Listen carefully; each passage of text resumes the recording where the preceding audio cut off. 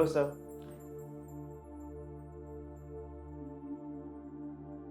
Sir एक doubt है मुझे सर, जैसे आप चैंटिंग प्रमोट करते हो बहुत और बोलते भी लोग कि चैंटिंग करना चाहिए, इट्स गुड।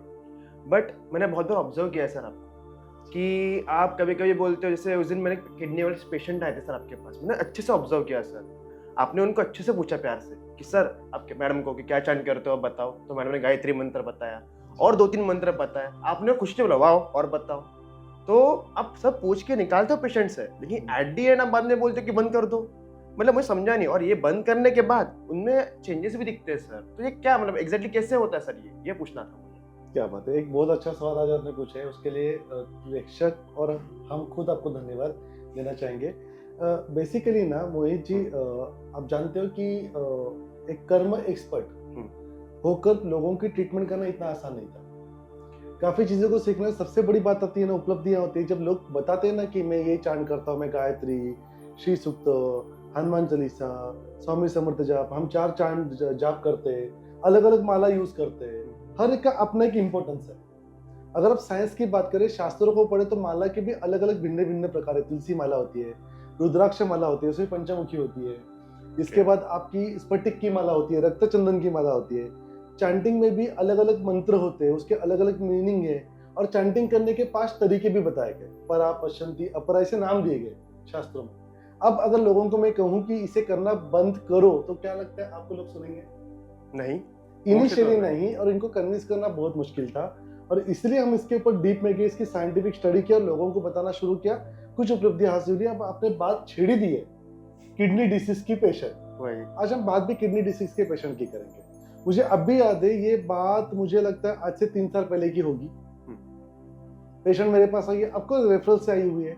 लोगों का आध्यात्मिक गुरु हुआ करते थे हम, लोगों का हम पर भरोसा था, आज भी है।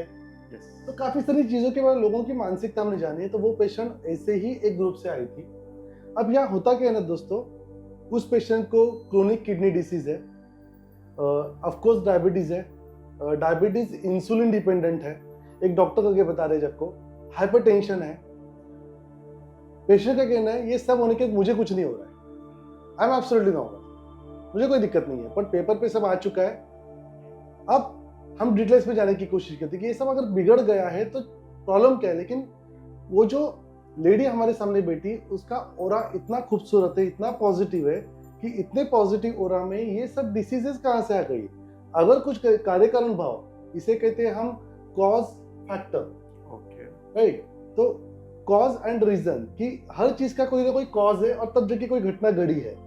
तो अगर ये डिसीज है तो इसका कोई ना कोई कॉजेटिव फैक्टर होगा, इसको हम हेतु कहते हैं। तो हेतु निदान परिचय, सबसे पहले पॉजिटिव फैक्टर को रोको। ऐसे केसेस में 90% केसेस में उनका वो ऑरा देख के पता चलता है कि यहाँ पे आध्यात्मिक एक्टिविटी है, स्पिरिचुअल एक्टिविटी।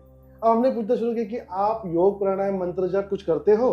तो देखिए, डॉक्टर की आंखें ना कभी धोखा नहीं खाती, उन्हें पता होता है कि पेशेंट क्या कर रहा है। तो हमने पूछा कि क्या तरह की चैंटिंग करते हो?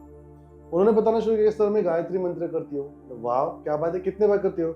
108 की 4 मालाएं जपती है। क्या बढ़िया बात है। और क्या करते हो?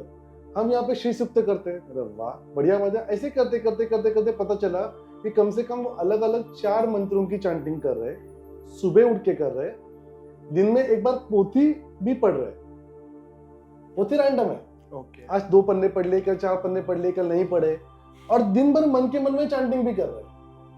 अब यहाँ पे क्या होता है, लोगों को ये नहीं पता कि शास्त्रों ने एक नियम बताया कि आपको जब भी कभी आध्यात्मिक कोई भी एक्टिविटी करनी है तो आपको सुबह या शाम में करनी है, 2 प्रहर के अंदर। अब उन्होंने कहा है कि पूर्वाभिमुख होके या उत्तराभिमुख होके, पूर्व की तरफ मुंह करके उत्तर की तरफ मुंह करके करना है, क्योंकि वहां से पॉजिटिव एनर्जी क्रिएट होती है सन राइज।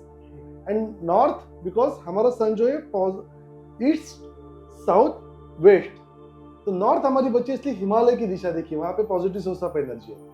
वो एनर्जी उस तरफ मुंह करके आपको चांट करें तो वो एनर्जी आप अट्रैक्ट करते हैं। अब चांटिंग करते समय जब आप चांट करते हैं तो scientifically it is proven, easy लगाकर ये देखा गया है कि ईजी लगाने के जब आप चांट करते हैं तो वहां पर कॉस्मिक एनर्जी प्रेजेंट है।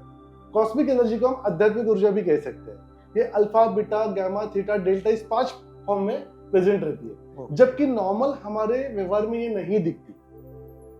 तो इतना हमारे मंत्रों का इफेक्ट होता है। अब हुआ क्या यहाँ पे,